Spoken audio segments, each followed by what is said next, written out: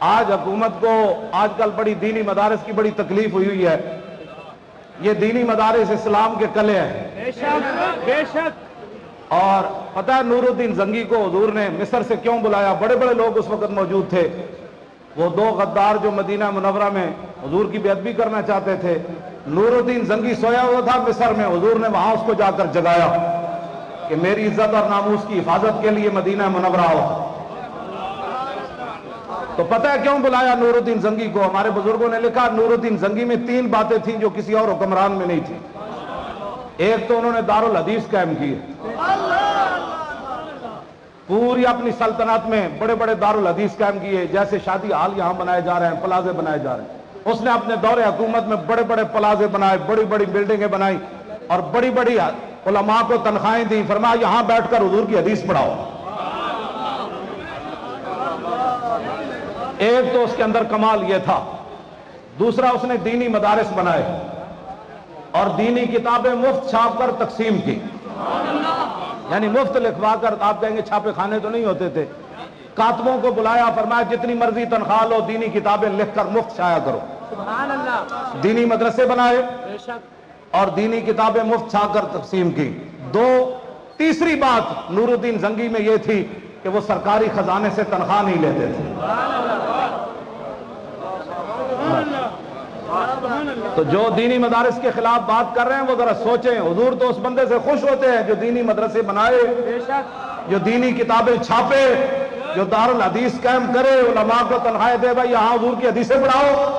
اور تیسرا یہ ہے کہ وہ سرکاری خزانے سے تنخواہ بھی نہ لے. یہ 3 باتیں تھیں نور الدین زنگی کی جو حضور نے مصر میں جا کر ان کو جگایا. فرمایا اٹھو میری عزت کے لیے مدینے پہنچ. اور جب نور الدین زنگی نے پہرا دے دیا نا، پھر ایسے اپنا دامن پکڑ کر نا مدینہ پاک کی گلیوں میں گھوما اور اپنی فوج اس کے ساتھ تھی اور روتا تھا، حضور آپ نے اتنا کرم فرمایا کہ اس کام کے لیے میرا انتخاب فرمایا. آپ خدا کا شکر ادا کریں جو آپ کو غلط باتیں کہتے ہیں نا، یہ لبیک والوں کے ساتھ لگ کر آپ خراب ہو رہے ہیں. انہیں کیا چلے آؤ میں لبیک آ رہا تھا تو میری نسلیں بھی احسان نہیں چکا سکن گیا. لبیک والے کتنے عظیم لوگ ہیں جنہیں میں نے در رسول تک پہنچا دیتا. ہاں جی، لبیک یا رسول اللہ.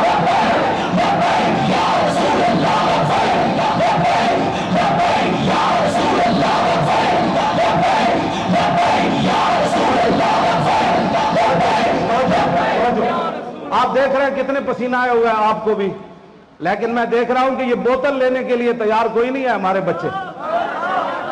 میں دیکھ رہا ہوں کئی لڑکوں کو کہتا ہے لے لو، انہیں کہا یار چھوڑو، جیڑا مینو پیاس میری بجھ رہی نا لبیک دے نعرے نہ پانی کی بجائے گا. ہماری بھی سیاسی جماعت ہے نا، دوسری سیاسی جماعتیں جب افطار کی پارٹی کرتی ہیں نا تو سورج غروب ہونے سے پہلے ان کے سارے میز خالی ہو جاتے ہیں، ان کے کارکن لڑ پڑتے ہیں روٹی پر. یہ محمد عربی کے غلام ہے، سامنے پسینہ بھی آ رہا ہے اور ہر درجے کی گرمی بھی ہے، لیکن ٹھنڈی بوتل لینے کے لیے بھی تیار نہیں ہے. یہ ہے بدبینی.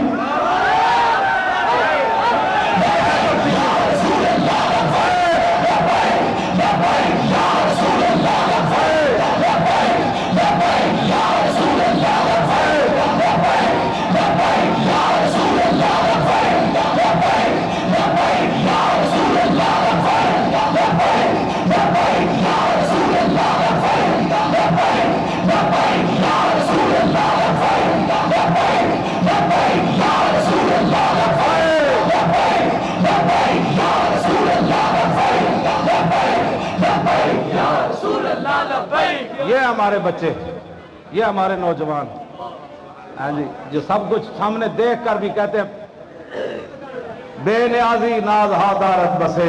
اقبال کہتا بے نیازی بھی اپنے بڑے ڈھنگ رکھتی، ناز انداز ہا دارت بسے. اقبال کہتا بندہ بے نیاز ہوگے، اس کی بے نیازی دی بھی کئی انداز ہوتے ہیں. جڑے ایک بوتل ہوتے تھے، ایک جناب شاپر چاولوں ہوتے لڑ پون، انہوں نے کی پتا ہے کہ صحابہ سونا دیکھ کے تے ہنس پے. فرمایا یہ اللہ رسول کا دشمن ہمارا امتحان لینا چاہتا ہے کہ ہم سونے کی طرف دوڑنے والے ہیں. ہم نے جن محبوب کا کلمہ پڑھا ہے انہوں نے ہماری نگاہوں میں سونا اور مٹی برابر کر دیا. یا رسول اللہ، یا رسول اللہ.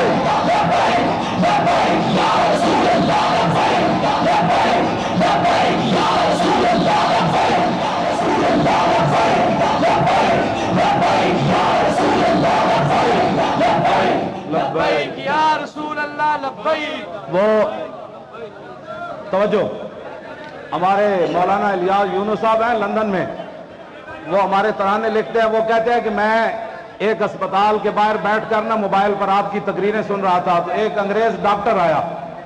اس نے جب آپ کو دیکھا اور مجمع کو دیکھا کہ ایسے ایسے کر رہے ہیں نبے، اس نے کہا مجھے اور تو پتہ نہیں لیکن یہ بندہ جو نعرے لگوا رہا ہے یہ بہت بڑا کوئی ڈاکٹر ہے.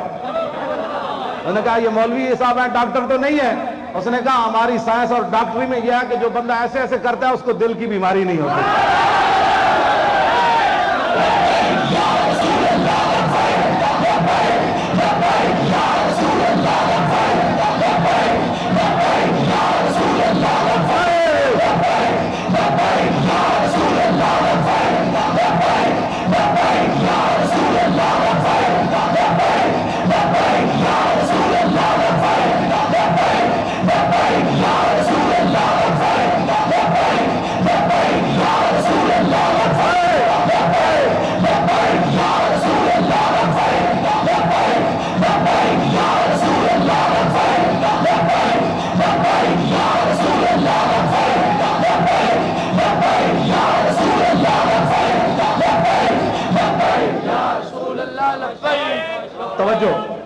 توجہ بھائی، توجہ، میں بات ختم کرنے لگا. توجہ، ایک نوجوان ہے چین میں پڑھتا ہے، اس نے مجھے فون کیا کہ آپ نے یہ جو بات کیا نا ایسے بھائی دل کی، کہتا ہے یہاں بھی تحقیق یہی ہے.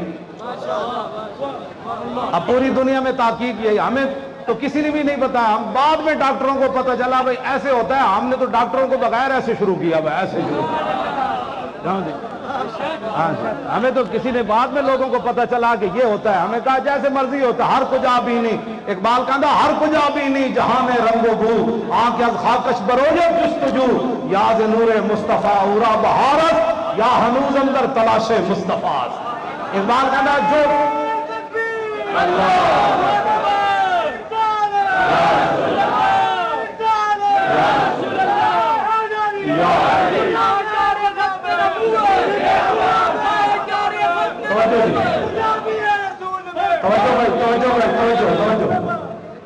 عن الحسن بن علی رضی اللہ تعالی عنہما قال سألت خالي هند بن ابي حالا وكان وصافا عن حلیت رسول اللہ صلی اللہ تعالی علیہ وسلم انا اشتهي ان يصفني من شيء نتعلق به فقال كان رسول الله صلى الله تعالى عليه وسلم فخما مفخما يدلال وجه دلال والقمر ليلة البدر اطول من المربوع واكثر من المشذب عظيم الهامة رجل الشعر ان فرقت حقيقة فرقها والا فلا يجاوز شعره شحمة اذنيه اذ هو وفره اظهر الله واسع الجبين زج الحواجب بسوابق من غير قرن بينهما يكون يدر الغضب اثنى العلمين له نور يحسبه من لم يتعمله ثم كسر لحية سال الخدين دليل الفم مفلج الاسنان دقيق المسروق لأن عنق وزيد دمية في صفاء الفضة معتدل الخلق بادل متماسك سواء المغن والصدر عريض الصدر بعيد ما بين منكبين ضخم القرابيس انور المتجرد موصول ما بين اللبة والسرة بشعر يجري كالخط عالي الصديين والبدر مما سوى ذلك شر الذراعين والمنكبين وعالي الصدر طويل الزندين رحم الراحة شصر الكفين والقدمين سائل الاطراف او قال شاعر الاطراف خمسان اللحم سيف سيح القدمين ينبضن والله لا زال زال قلا يخطو تكيفا ويمشي هونا قريب المشية اذا مشى كانما ينحط من سبب غير التفت التفت جميعا خافض الطرف النظر الى الارض اكثر من نظر الى السماء جل نظر الملاحظة يسوق اصحابه يبقى وقت الصلاة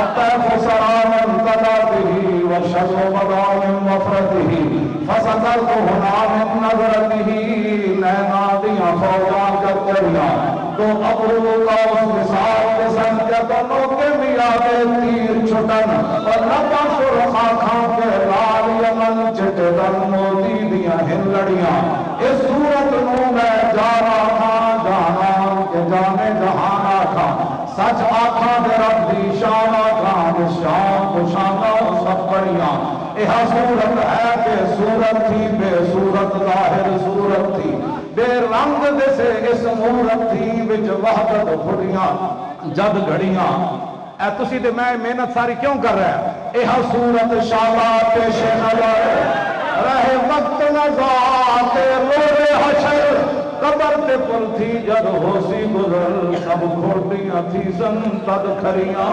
لاہو مختو مخطط گرد یمن من بھانگری جلد کے کھاؤ سجن اور مٹھیاں گالی الاؤ مٹھن جو ہمراہ بادی سن کریاں انہ سکھدیاں تے پرلادیاں تے لکھواری صدقے جاندیاں تے انہ بردیاں مفت وکاندیاں تے شلوت بھی آمن او گھڑیاں مولوی ہوئے تو بندہ ہی جے ہوئے سبحان اللہ ما اجملکا ما سنگا ما اجملکا اور کتھے مہر علی کتھے تیری سنا مستاق جناب کتھے جا رہیاں اور لکھیا پڑھیا سب بلا رہی مولانا نو کتنا ڈرائے ہونا ہے لوگ او مولوی صاحب نو بلا رہے ہو وہ تو بڑا حالات خراب ہو جانے تو انہاں پھر کو جواب کی دیتا انہاں لکھیا پڑھیا سب بھلا رہی وہ ایک نام سجن دا گا رہی رگ رگ تے لولوں ساہانال لگیا پہ پروانال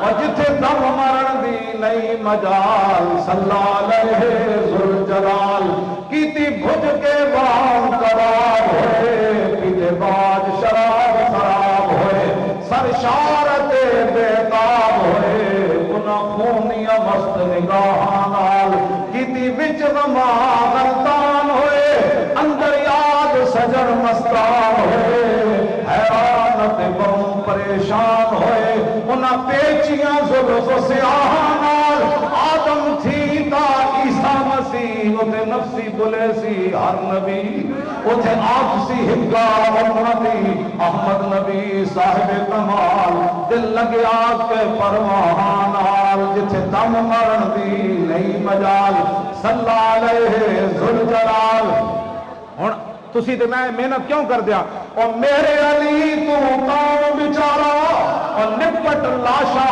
تے اوگن ہارا اور سر دے چاہ کے تم ایبا دا بھارا غلامی پری تو شاہانا دل لگیا کے پروانال اے جڑی حدیث پاک میں پڑھی دا ترجمہ کچھ تے پیر میرے لیے شاہ صاحب کیتا اور اعلیٰ حضرت بریلوی کی ترجمہ کیتا اس آپ کا خمیں تاب و توان ٹوٹ گیا اور کانپا ید بیدا کے عصا چھوٹ گیا اور جنبش ہوئی کس مہر کی انگلی کو رضا اور بجلی سی گری شیشہ مہ ٹوٹ گیا نور رخ سرور کا جب جلوہ ہے آٹھوں پیر اس کوچے میں دن رہتا ہے یہ شام مدینہ نہ سمجھنا اے دل آہ دل عاشق کا دھواں چھاتا ہے پرواز میں مدحت شاہ جب میں آؤں تارش پر فکر رسا سے جاؤں مضمون کی بندش تو میسر ہے رضا وہ کافی کا درد دل کہاں سے لاؤں آبے درے گندا سے عدم ڈوب گیا